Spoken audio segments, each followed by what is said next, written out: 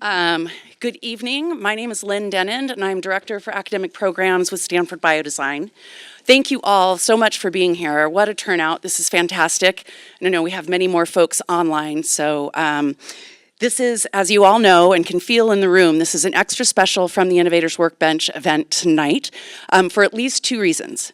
The first is that it's the inaugural event in our 25th anniversary celebration. So in the fall of 2001, the first cohort of Innovation Fellows started their educational training here at Stanford Biodesign. And so the fellows who just joined us are our 25th cohort. And we'll be celebrating this 25-year legacy of innovation education all year long with a series of different activities and events. So please stay tuned for what's ahead. Second, and even more importantly, this is an extra special event because of our guest, Dr. Paul Yock. But before I get to that, just a few notes here. So Happy New Year to all of our community members celebrating Rosh Hashanah. And when Paul agreed to do this event, time was of the essence, and we grabbed the first date that we could. We're sorry that this conflicted with the holiday, but I'm pleased to report that we will absolutely be recording this to make it available for anyone who wasn't able to be here. Thank you so much for your understanding. We'd also like to thank tonight's sponsor, Wilson Sonsini, Goodrich, and Rosati. They have been supporting the From the Innovators Workbench events for years and years and years and have made this all possible. And we're just so grateful for their unwavering involvement. Finally, just a reminder to please turn your cell phones off as we move into the main event. All right, so tonight's guest needs no introduction, but I'm going to give him one anyway. Paul Yock has a tremendous academic background. He studied chemistry and philosophy at Amherst as an undergraduate, got a master's in philosophy and physiology at Oxford, completed his medical training at Harvard, and did internship and residency at UCSF before eventually settling at Stanford. He also has a roster of amazing professional accomplishments. He's a first-class cardiologist, a world-renowned inventor of numerous life-changing technologies, including the smart needle, the rapid exchange catheter, and intravascular ultrasound. He's also a top-notch educator, first by starting the Medical Device Network here at Stanford, and then the formation of Stanford Biodesign, the founding of the university's bioengineering department, and that's not to mention all of the dozens and dozens of programs across the country and around the world who have modeled themselves off of Stanford Biodesign. But the truly remarkable part is who Paul is as a person. So he's a devoted husband and father. He's an inspirational boss and leader. He's an unparalleled mentor, as I can personally attest. He's a fisherman, a sailor, maybe not an officer, but certainly a gentleman, and really, truly an outstanding friend. Paul will be in conversation tonight with another person who needs no introduction, Josh Mackauer, co-founder of Stanford Biodesign and our current director, our fearless current director. So Josh and Paul, please take it away. Awesome. Thank you. Thank you. Well, Lynn just covered everything, so I don't know what we're going to talk about right now. Yeah, exactly. But thanks for doing this, Paul. Why don't we just start with just sort of excuse out the elephant in the room and just share about what's going on with you right now, if you don't mind. Yeah, so in April, I got a bit of unhappy medical news that I have a adenocarcinoma of the pancreas. It's metastatic. This, as many of you know, that's not a particularly smart tumor to choose. And so going through chemo and hospitalizations and so on, but making progress and keeping optimistic. Fantastic, and thanks for being here tonight. And you know, we've talked about Paul doing an Innovators Workbench for like every year since we created it, and I'm glad that we are doing this. It's a real honor to have this opportunity. But you know, we created it really to help everyone understand what the path is to being an innovator, and you certainly have followed that path. So I just want to go back and stitch through the story, you know, from the very beginning. You know, where were you born? Tell us about your parents and those sort of early interests as a child. Okay, well, born in the Twin Cities, St. Louis Park, a suburb of Minneapolis, St. Paul. Middle class parents. My dad was a professor of dentistry at the University of Minnesota. And my mother was a housewife. I would have said we had a very unremarkable childhood. In retrospect, though, the school that I happened to go to was really good, public school. Just happened to be top-notch, and that really set me up. I'm very grateful for that experience and chance to really compete with some very bright young kids. I wasn't much of an athlete. I swam butterfly and I never got above third place in butterfly. But, I played soccer. And that was it. It was a very solid, Midwest upbringing. No early Fogarty brilliance. I wasn't taking apart radios or, any of that stuff. And so when you were entering college, what was your thoughts of your career at that point? What were some of the things going through your mind at that time in your life? Well, I liked everything that I had studied in high school.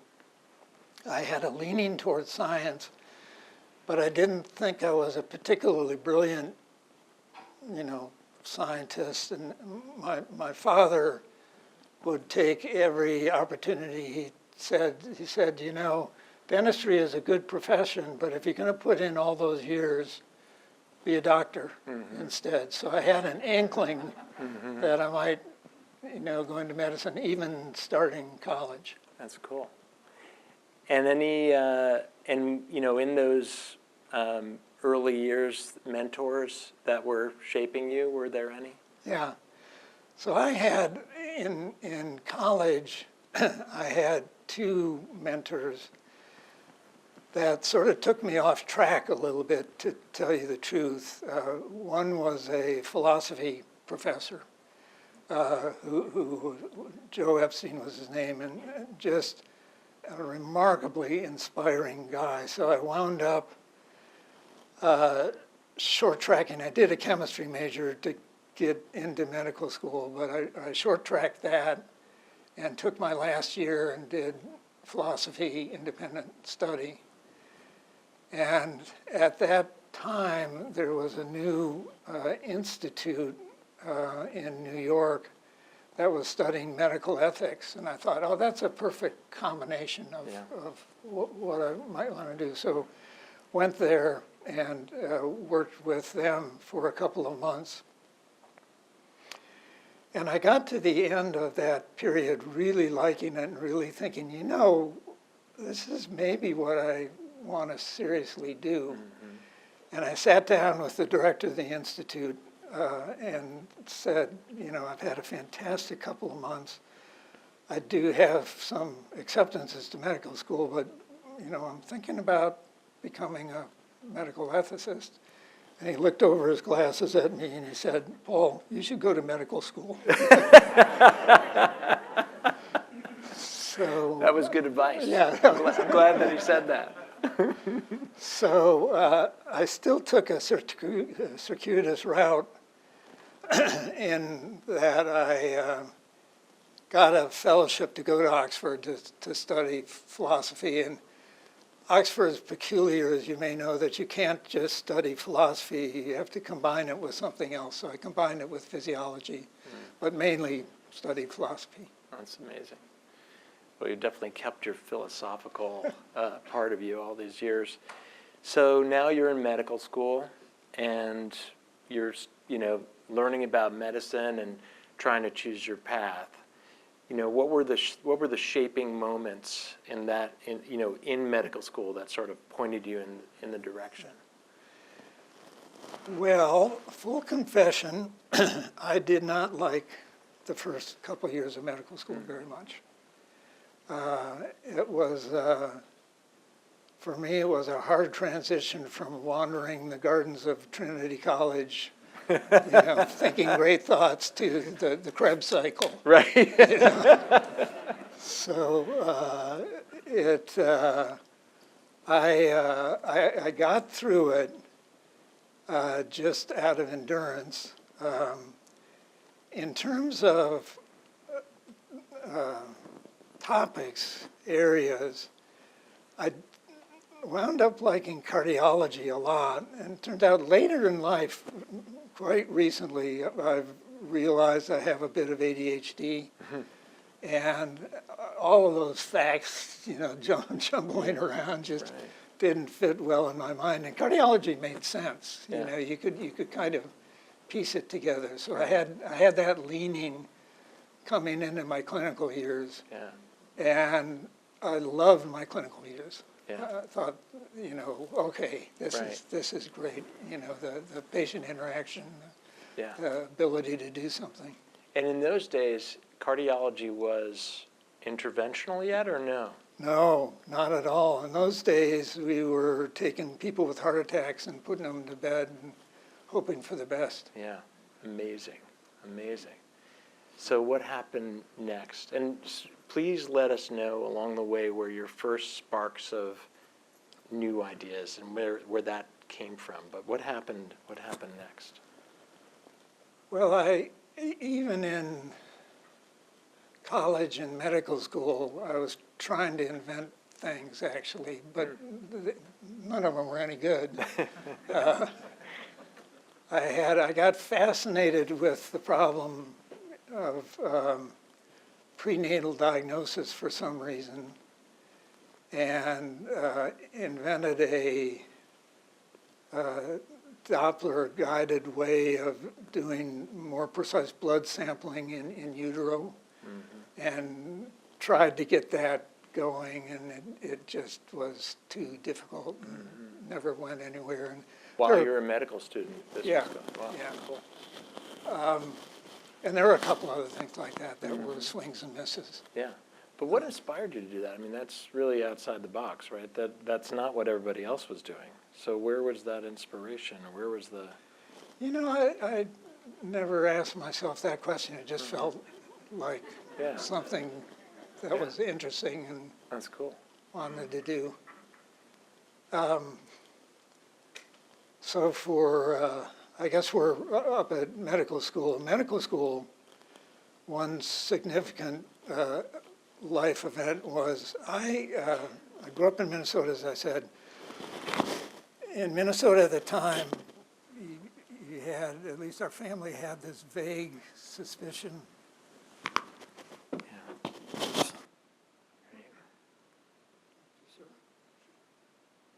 we go. Thank you. I was starting to say this, my son Andrew, actually. Good job.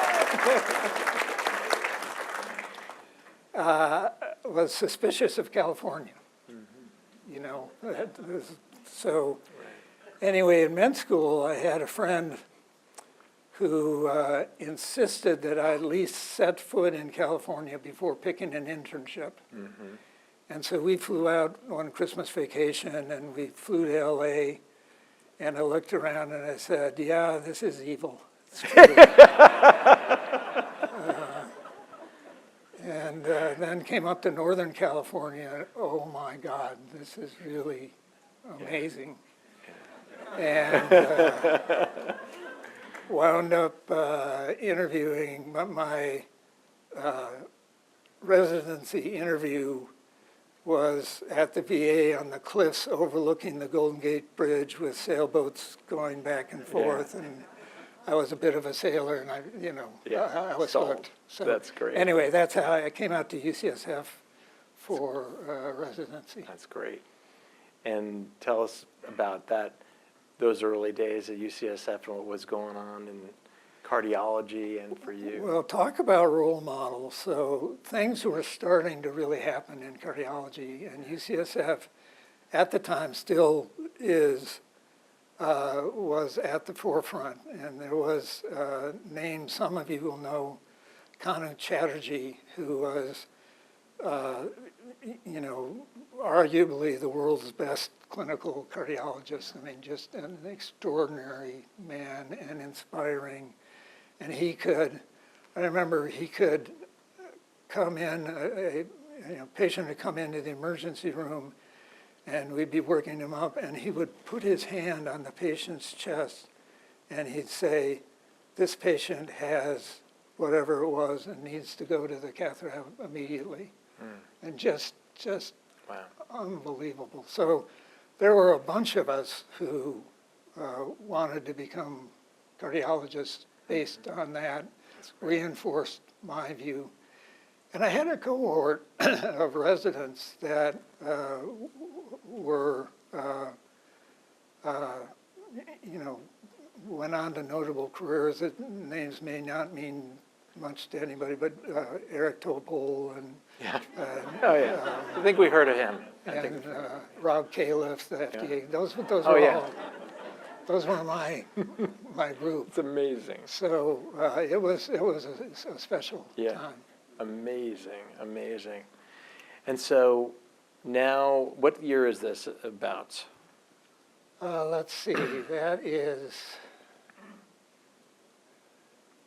77 to 9. Okay. And so now you're choosing a specialty, Yep. right? And cardiology is the one. Yep. And so where's the next step? Well, that was interesting too, because there were a lot of really strong cardiology programs at that time, Hopkins and lots of others. But Stanford was coming on really strong. Dr. Shumway was here. The Department of Medicine was also very strong. And so I did some diligence, and I came across a person in a technology who I thought was really amazing. That was Rich Pop, who's here tonight, I think, somewhere, who was pioneering. He's a pioneer of echocardiography, the ultrasound way of looking at the heart. And I thought, boy, that's something that'd be really cool to do. So I signed up here and tried my hardest to win my way into the lab. You had to compete to get into the lab, and happily I made that. And we worked together initially on Doppler ultrasound. Remember I mentioned I'd been interested in Doppler way back when, and so there was a very, very early field of Doppler ultrasound at that stage. And we kind of jumped on that bus and did some of the early papers in Doppler. Amazing. And just about this time, interventional cardiology is just beginning. What was your first whiff that this was happening? How did you first find out about it? Yeah. So there was a fellow at Stanford a couple of years ahead of me named John Simpson. Somebody knows out here. And John had sat in a lecture by Andreas Grunzig, who really developed angioplasty, and had gotten motivated that this was going to be the real thing. And he, long story short, he, without much support from Stanford, decided to learn the technique, came back here, and in his kitchen in Menlo Park, designed a better system. His fundamental insight was that you should, in starting a coronary procedure, you should start with a guide wire to find your place, and then put the catheter over it, which is something the radiologists were doing, but the cardiologists weren't at this point. So he founded a company around that. He, in Stanford's great wisdom, they decided not to give him a faculty position. So he went to join another character, Tom Fogarty, up at Sequoia Hospital Yeah. to start a company around this technology and to start the premier practice of interventional cardiology. So angioplasty kind of missed Stanford for a while. And I was just coming up into my senior fellowship, and I thought this is too good to be true. We really need, I need to pursue this. Yeah. So I had a friend who worked in Dr. Simpson's practice, and I said to him, how can I get a foot in the door here? Yeah. And his suggestion was, well, Dr. Simpson doesn't like to read his reports, his x-ray reports. You have to transcribe what happened. Why don't you go tell him you'll do that?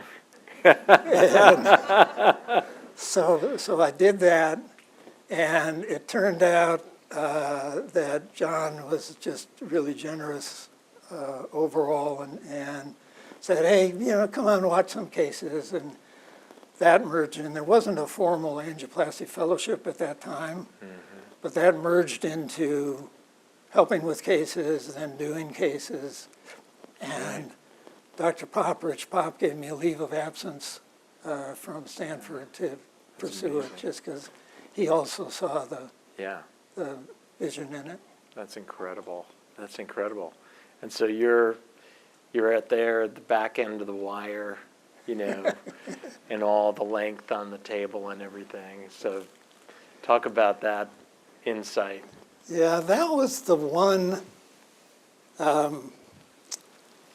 difficulty with the Simpson system, is that the catheters themselves were, like 4.5 feet long. And that meant that you had to have, to get the catheter up and down the guide wire, you had to have another at least 5 feet of guide wire sticking out the back, which meant that there was the operator of the procedure, but also there was the flunky at the back, standing literally at the feet of the patient, trying desperately to keep the guide wire in the right position as the catheter went back and forth. Yeah. And when anything went wrong, it was this guy's fault. So that bothered me, and I started thinking about, surely there's a better way of doing this. And it occurred to me that really the only time that the catheter needs to be over the guide wire is when it's inside the heart. Right. And outside the heart, anything goes, which meant that you could take the guide wire out of the catheter, exit it from the catheter, and outside the body have, instead of two people, have two hands. Have one hand for the catheter, one hand for the guide wire. Yeah. I may not have explained that so well, but that was the basic idea. And so I started making prototypes of that and convinced myself that that could work. And I brought it to John's company. By this stage was called ACS. In fact, I saw Will Sampson here, who's one of the principal engineers. And I brought it to ACS to show to them. The first person I brought it to was a kind of clinical head, Carl Simpson. I'm sorry.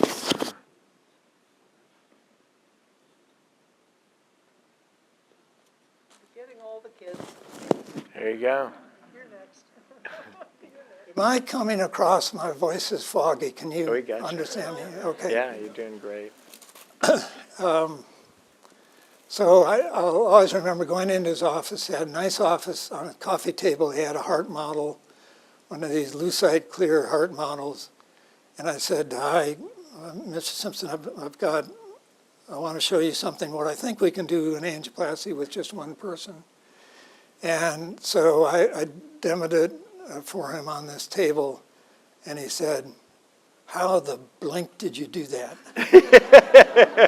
And he got right up and ran down the hall and brought back Gary Curtis, who's the head of sales, and said, "Look at this thing." And Gary Curtis was a lot cooler dude, and he said, "Yeah, I can sell that." That's awesome. So when that was the start of licensing that. I mean, it's incredible. Rapid Exchange totally transformed the field. I mean, that simple observation truly just propelled the industry and made it so much easier for people to be successful, which is just amazing. That's just incredible, Paul.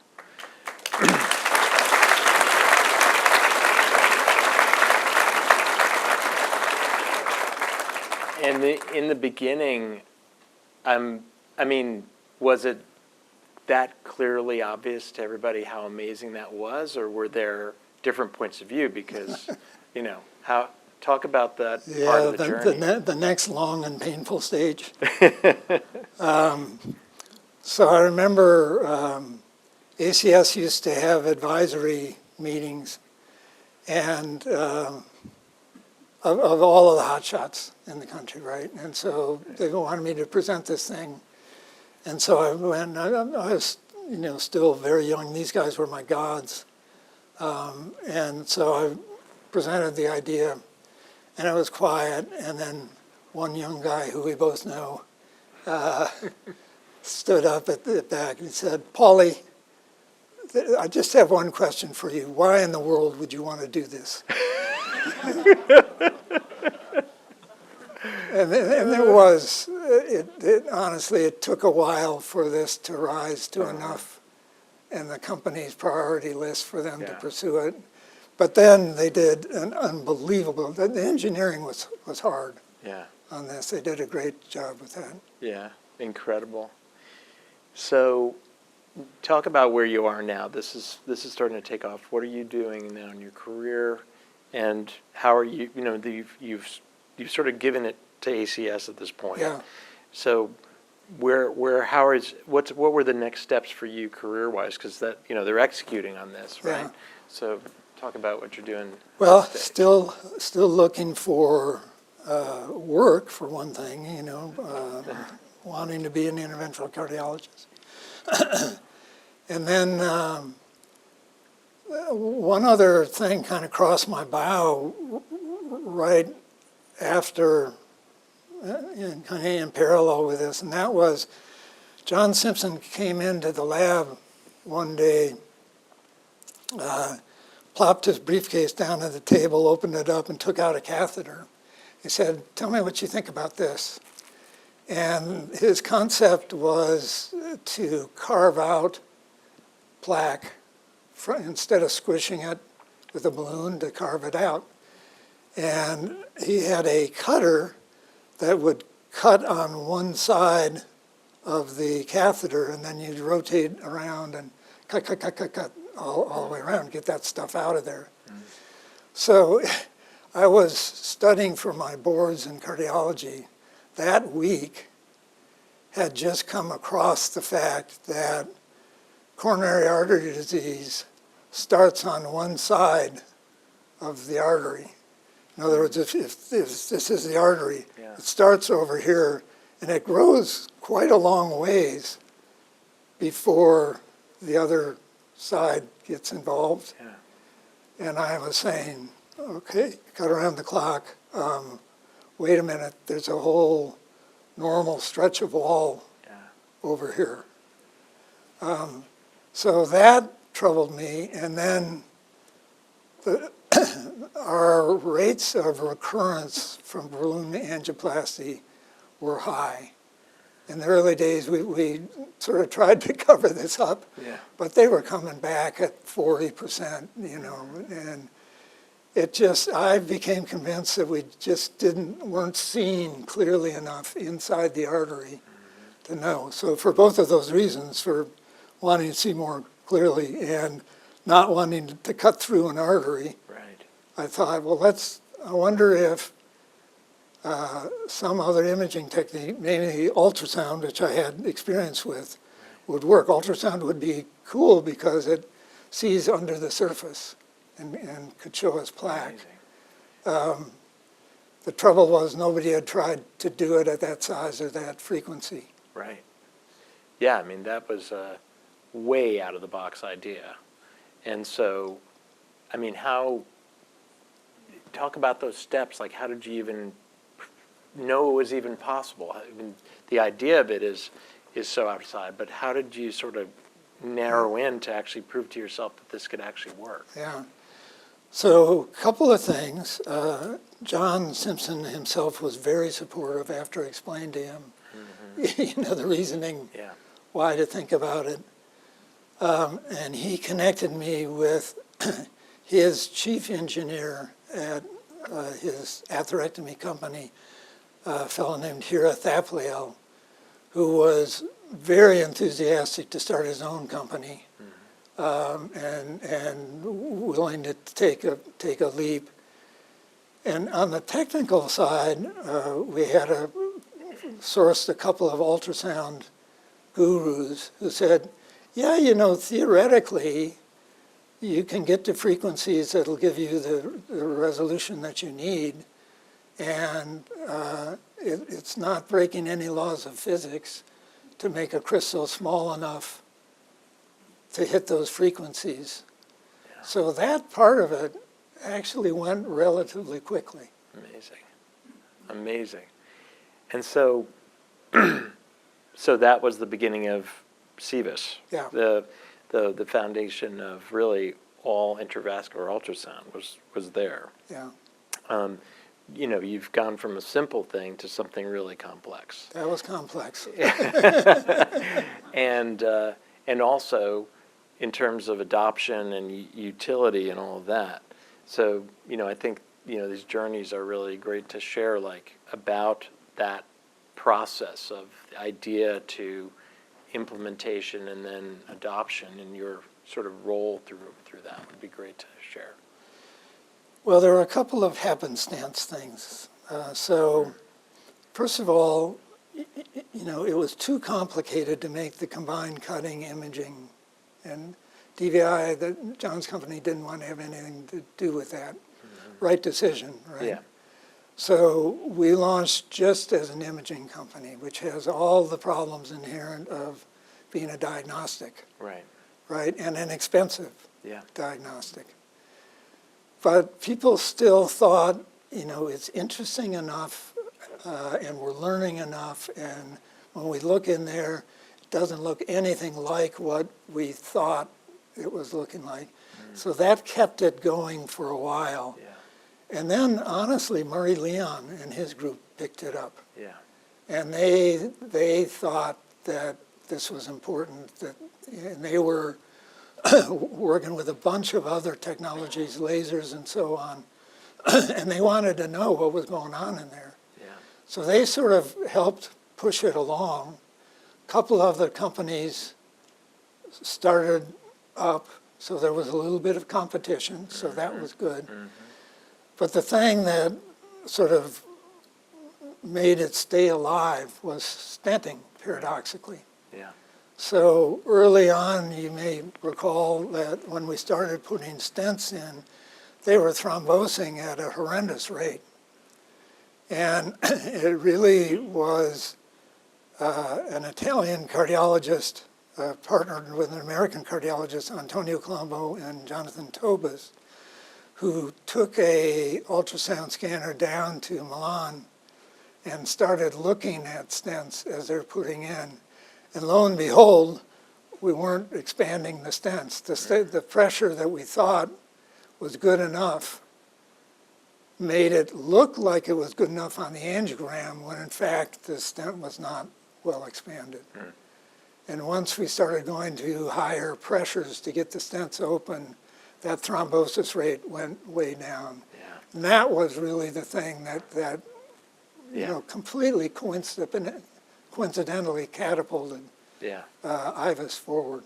Yeah, and the entire field, because once people knew how to do it safely, then stents just dominated. Yeah. which was transformational. So two amazing transformational technologies that have touched millions of lives. And we skipped over Smart Needle. I don't know if you want to talk about that one. Probably worth skipping over. Okay. I mean, it's another great innovative idea that that continues to be used today. Well, I will say one thing quickly. Yeah. It's an example where I flunked the biodesign process and didn't take into account how much hospitals would be willing to pay for the innovation, and they weren't. Yeah.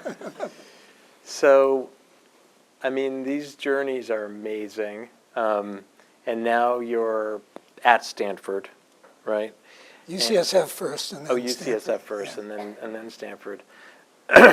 And you know, it's always good to sort of touch on maybe some of the projects that also didn't go so well, just because those can be the most, you know, formative and learning for everybody. Yeah. So I don't know if there's a particular project you want to call out along the way, because you've done so many things. Long list, like I said. The one that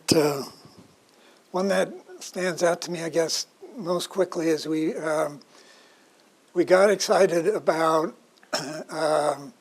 repopulating heart attack damage with cells.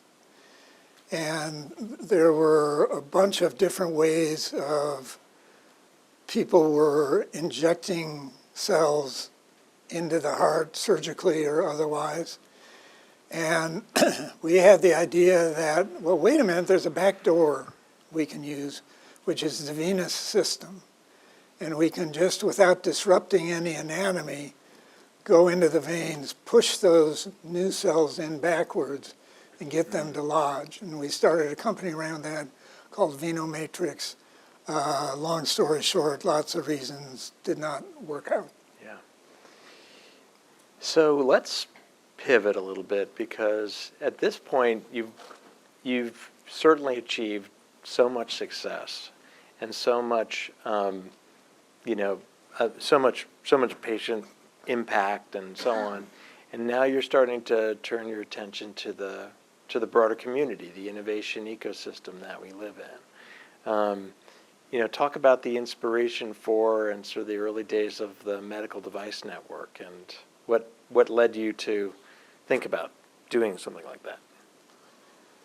Well, I'll back up just a little bit to say I don't think I've emphasized enough this afternoon how important the mentoring I got was from John Simpson and Tom Fogarty. I mean, they were absolutely life-changing for me in a profound respect. Yeah. And so when I had an opportunity to come back to Stanford from UCSF, I did it partly because I thought that Stanford would be much more friendly to a mentoring environment that was more entrepreneurial, more engineering focused. And there were a group of people here already, Steve Osterly and Scott Delp and just a host of folks. I'm blocking on names right now,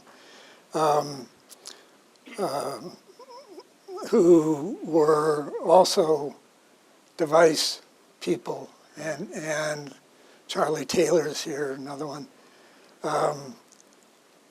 And it felt like just this sympathetic environment for training students to say, it's not all just Nernst equations.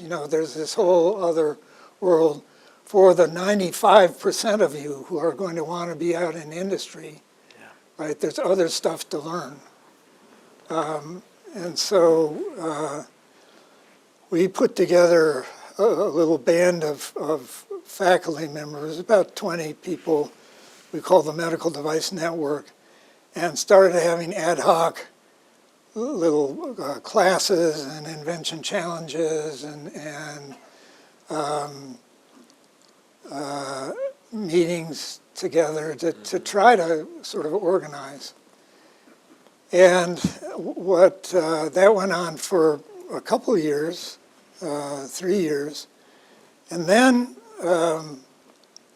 the president of the university announced that he wanted to develop a new institute and a new program and a new building that would bring engineering and medicine together. And it was going to be where the Clark Center is now, which at the time was a parking lot with Campus Drive being a high-velocity DMZ between engineering and medicine. And so our group got excited about that, the Medical Device Network, and said, hey, that's kind of us, you know, that's what we do. So we started lobbying the deans for space, and that didn't go so well initially. So what they actually had in mind was, you know, hardcore NSF research laboratories and so on. And one of the deans told me, he said, yeah, medical devices, that's kind of like your granddad's engineering. And so we happily kept pushing about it. There was a big argument about what the whole institute was going to be called. Biosciences, bioengineering, biotechnology. And the faculty, as they do, fought bitterly over what the name of this thing was going to be. And finally, the president said, enough already, we're going to call it for now BioX, and we'll figure out what X is later on. And so our little group got together and said, okay, XXX, what can we call ourselves? We'll call ourselves Biodesign, because we design new technologies. So that's how the name Biodesign got started. And ultimately, somehow, we managed to get some pretty prime real estate on the first floor of the Clark Center. Nice. And I, in parallel with that, got some funding together to help create some sort of a program. And at that point, got together with a character named Josh Mackauer.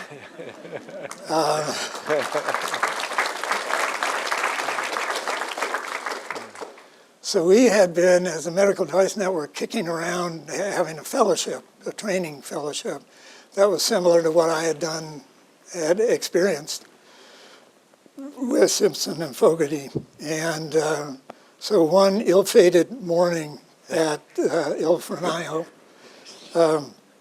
Josh had come out west with a new company that needed a little bit intravascular ultrasound, and so we consulted on that.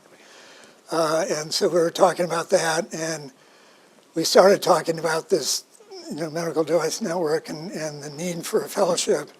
And Josh said something along the lines of, I know how to do that. And it turns out he did know how to do that.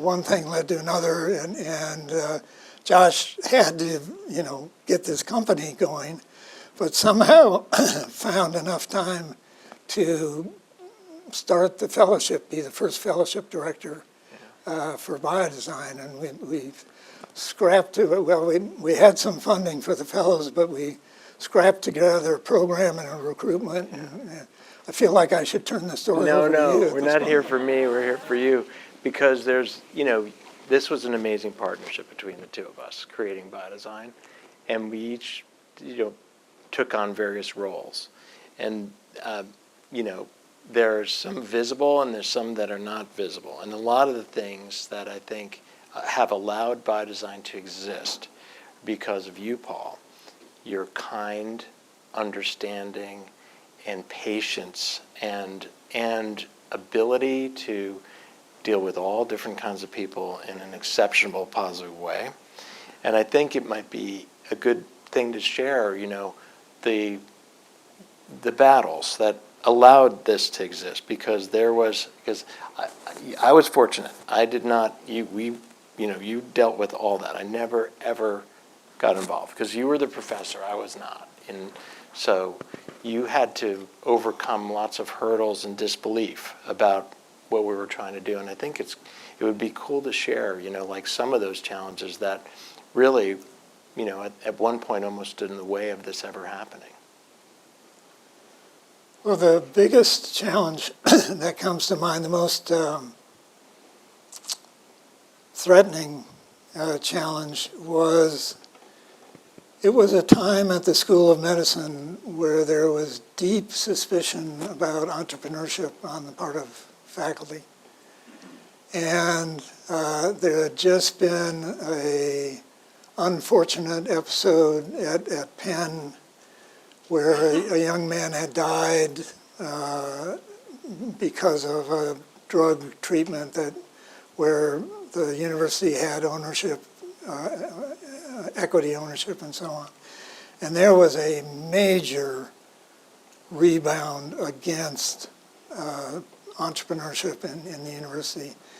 And our dean at the time, who was a great dean, but he was leading the charge against entrepreneurship.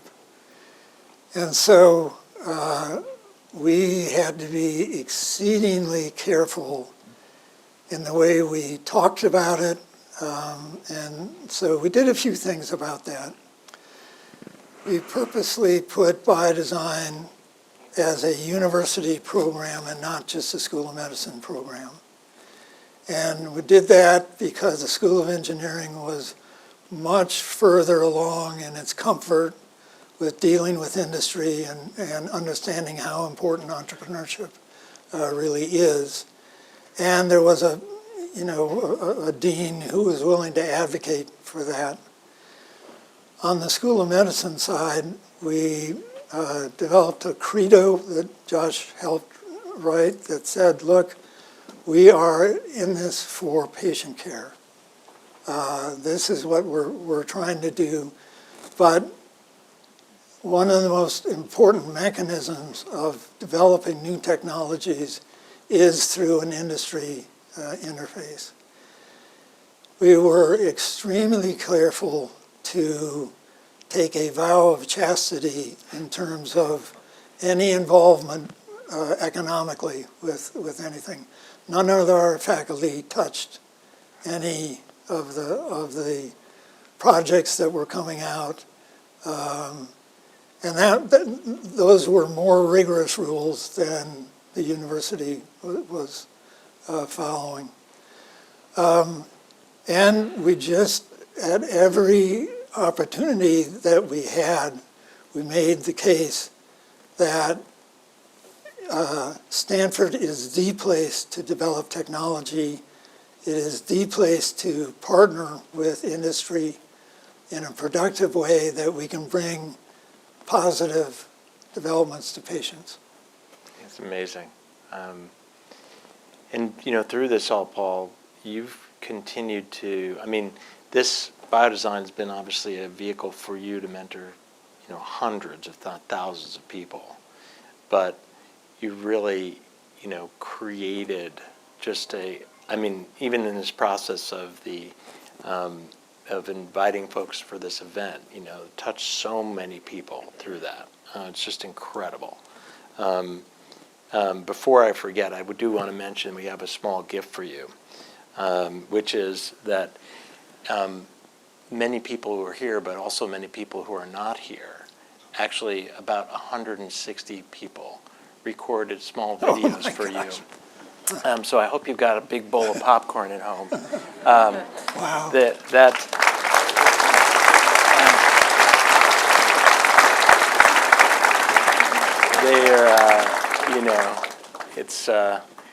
It's going to take about over 4 hours to get through it. So, you might want to break it up into over time. That's amazing. Thank you so much. Absolutely. Thank the team for pulling it together. It's just been, a real honor. I recognize we're, sort of approaching the end of time, and I want to give the opportunity for some questions, but I definitely want to, talk about, have you get a chance to talk about your family and, sort of, the role that they played in, shaping your life and career. So give you an opportunity to touch on that topic for sure. Well, I'll start with my current family. You're looking at the CEO down here, and who not only made it possible for me to take the time to do what I've been doing, but also came and taught in the program. So thank you for double duty.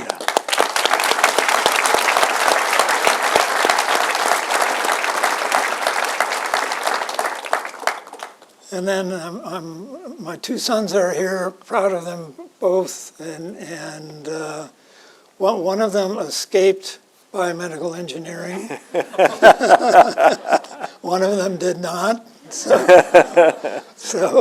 that's great. And then I think just reflecting back for a minute on my own parents, I just think that I had the extreme luxury of having very kindly, tolerant, and supportive parents, and just, really would not have been able to. My mother especially early on said, you're more creative than the average Joe. You should be an architect or something, do something different. That's great. I have one more question for you before we do questions, but just before we get to that last question, there's so much to cover at Biodesign. It's also been so well covered, right? But are there any stories or moments or things that you want to share about, what you've created here? It's 25 years, Paul. It's incredible. And this is a program that has, and I will give you full credit for expanding it worldwide and your understanding and belief that this could, have utility. In our years together, I was always, let's just focus on just being just good at what we do, and and try to keep it focused. And you were very much, you had the vision that this was something that could be everywhere, and I'd say at this point it almost is. So there's many people across the world who are participating in these careers, helping people because of you. So thank you for that.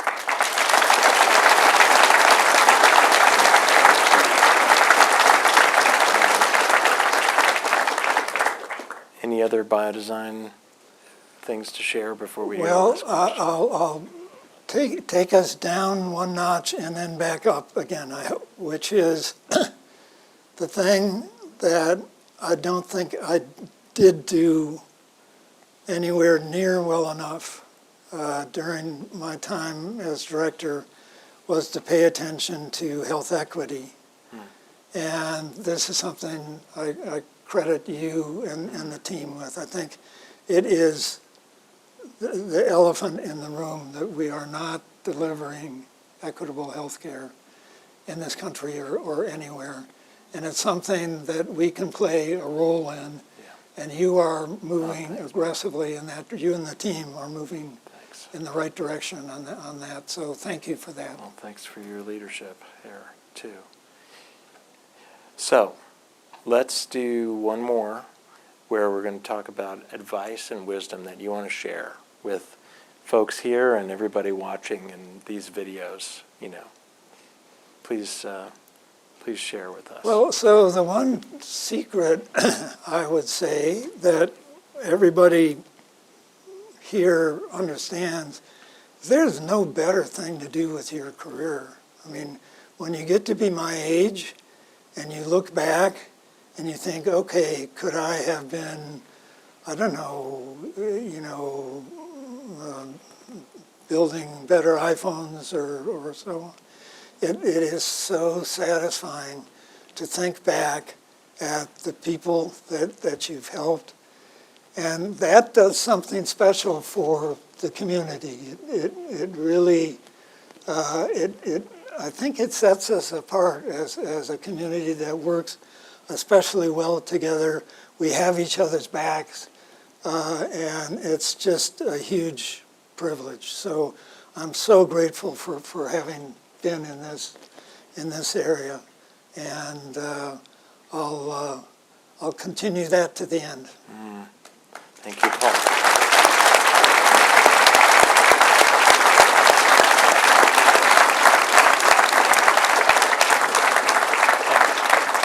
As we get ready to maybe ask a first question, I'll just say I was telling Paul that people think that Brad Pitt and George Clooney are the most loved guy in the world. I think that we would beg to differ with that.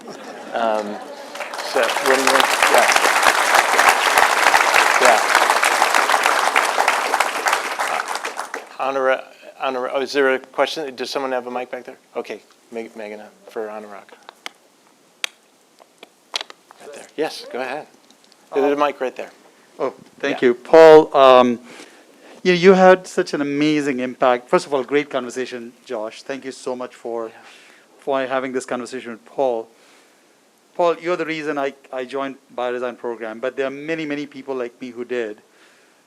You had tremendous impact on so many biodesigners through your career, but you also built a lot of technologies that have had patient impact. And you built programs globally that will likely impact billions of people. What are you most proud of? Great question. So that's a great question, and it's an easy question. I'm most proud of you and all of the fellows that we've trained. I mean, it is, if you look out at our fellow alum and what they're doing in the world, it is spectacular.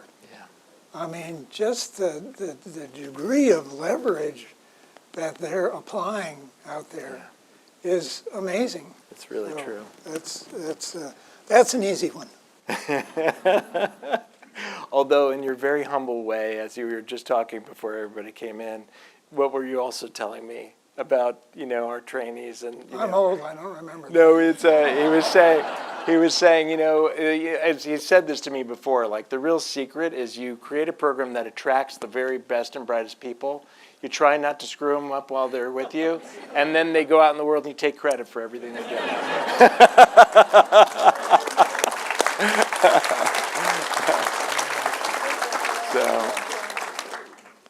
Okay, go ahead, Dan. Actually, not a question, but this is a great transition. I think the Biodesign alumni had a few words they wanted to share with you, so I'll ask them to do that now. If you want to stand up with your...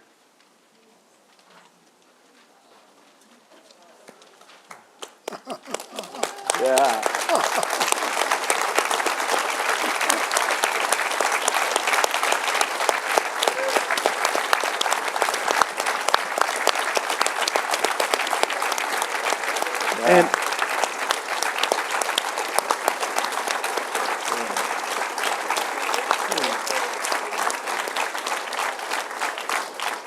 And then before we head out, you can stay seating up, I know that. For any of you who owe your career to Paul Yock, I'm going to ask you to stand up now and we'll do a round of applause.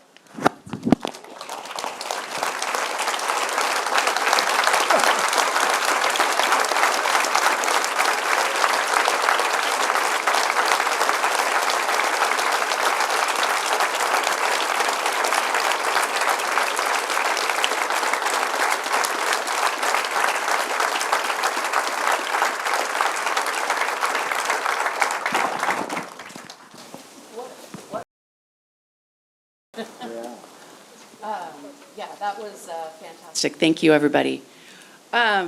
Josh, Paul, I'm speechless. Thank you for sharing those stories. And just to underscore, Paul, thank you again for creating these opportunities, trusting us.